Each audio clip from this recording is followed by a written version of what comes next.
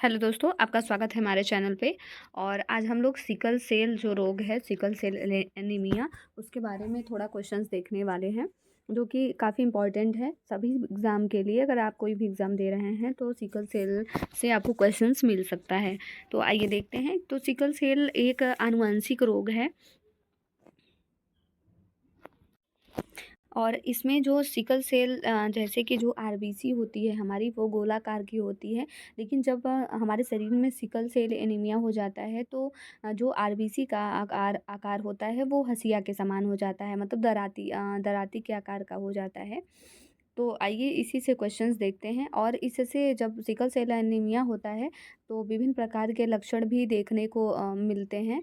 और उसके साथ साथ शरीर को बहुत सारी कठिनाइयों का भी सामना करना पड़ता है, जैसे कि दर्द होना शरीर, हाथों पैरों में ऐंठन, ये सब देखने को मिलता है। तो आइए क्वेश्चंस देख लेते हैं कि क्या है। तो आप पहला क्वेश्चन है कि सिकल सेल रोग मुख्यतः किन कोशिकाओं को प्रभावित करता है। तो ये पता ही है कि सिकल सेल रोग मुख्यतः आरबीसी को प्रभावित करता है। आरबीसी को प्रभावित करता है और इसका आकार किसके समान हो जाता है, तो हंसिए के आकार का हो जाता है। नेक्स्ट क्वेश्चन कि सिकल सेल का जीवन काल कितना होता है। सिकल कोशिकाओं का जीवन काल कितना होता है, तो 30 से 40 दिन का होता है।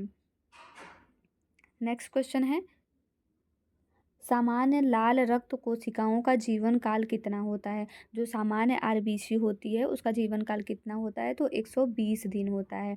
और जो जो सिकल सेल का जीवन काल होता है वो 30 से 40 दिन होता है। नेक्स्ट क्वेश्चन है सिकल सेल रोग किस प्रकार का विकार है। तो ये एक आनुवंशिक विकार है जो सिकल सेल है। नेक्स्ट क्वेश्चन है कि सिकल सिकल सेल रोग का सबसे गंभीर प्रकार कौन सा है। तो इसका सबसे गंभीर प्रकार जो है वो HBSSA है। नेक्स्ट क्वेश्चन है कि सिकल सेल रोग मुख्यतः किन समुदायों में पाया जाता है। सिकल सेल रोग मुख्यतः किन समुदायों में पाया जाता है, तो आदिवासी समुदाय में ये सिकल सेल देखने को मिलता है।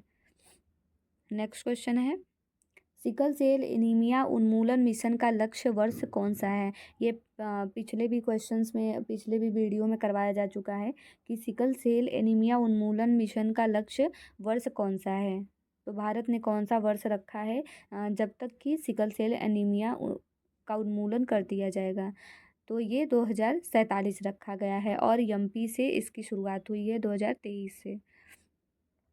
नेक्स्ट क्वेश्चन है सिकल सेल रोग में खून की प्रवाह बाधा का मुख्य कारण क्या है। सिकल सेल में खून की प्रवाह बाधा का मुख्य कारण क्या है। तो इसका आंसर है कि सिकल कोशिकाओं का कठोर और चिपचिपा हो जाना। नेक्स्ट क्वेश्चन है सिकल सेल रोग से बचाव हेतु कौन सा राष्ट्रीय मिशन चलाया गया है। तो जो अभी 2047 तक राष्ट्रीय सिकल सेल एनीमिया उन्मूलन का मिशन रखा गया है, तो यही राष्ट्रीय मिशन रखा गया है कि राष्ट्रीय सिकल सेल एनीमिया उन्मूलन मिशन सिकल सेल रोग के बचाव के लिए रखा गया है। नेक्स्ट क्वेश्चन है सिकल सेल रोग का प्राथमिक लक्षण क्या है। तो सिकल सेल रोग का प्राथमिक लक्षण है बार बार संक्रमण और दर्द होना। नेक्स्ट क्वेश्चन है सिकल सेल रोग के लिए जिम्मेदार प्रमुख प्रोटीन कौन सा है। तो सिकल सेल रोग के लिए जिम्मेदार जो प्रमुख प्रोटीन है वो हीमोग्लोबिन है। नेक्स्ट क्वेश्चन है कि सिकल सेल रोग से कौन सा अंग सबसे अधिक प्रभावित होता है। तो जो हमारा तिल्ली होता है ना, वही सिकल सेल रोग से अत्यधिक प्रभावित होता है। नेक्स्ट क्वेश्चन है सिकल सेल रोग में कौन सी रक्त वाहिकाएं सबसे अधिक प्रभावित होती हैं। तो जो छोटी रक्त वाहिकाएं होती हैं वो सिकल सेल रोग से अत्यधिक प्रभावित होती हैं। Next question sickle cell anaemia उन्मूलन मिशन किस वर्ष शुरू हुआ। तो 2023 से यम्पी से। नेक्स्ट क्वेश्चन है सिकल सेल संकट का क्या कारण है। तो रक्त प्रवाह में रुकावट। नेक्स्ट क्वेश्चन है भारत में सिकल सेल रोग से प्रभावित लोगों की संख्या कितनी है। तो लगभग 12 लाख लोग जो हैं वो भारत में सिकल सेल एनीमिया से प्रभावित हैं। नेक्स्ट क्वेश्चन है सिकल सेल रोग का एक अन्य प्रमुख लक्षण क्या है। तो जैसे कि जो लक्षण दिख रहा था प्राइमरी, वो बार बार संक्रमण होना और दर्द होना, और भी जो लक्षण हैं वो जैसे कि हाथ पैर में सूजन भी देखने को मिलता है। नेक्स्ट क्वेश्चन है, सिकल कोशिकाएं खून में किस प्रकार बाधा उत्पन्न करती हैं? तो खून के थक्के बनाकर सिकल कोशिकाएं खून ब्लड में बाधा उत्पन्न करती हैं। नेक्स्ट क्वेश्चन है, हीमोग्लोबिन की सामान्य संरचना में कौन से दो घटक होते हैं? तो हीमोग्लोबिन की सामान्य संरचना में एक अल्फा और एक बीटा ग्लोबिन होता है। नेक्स्ट क्वेश्चन, सिकल सेल रोग का वैश्विक प्रसार किन क्षेत्रों में अधिक है?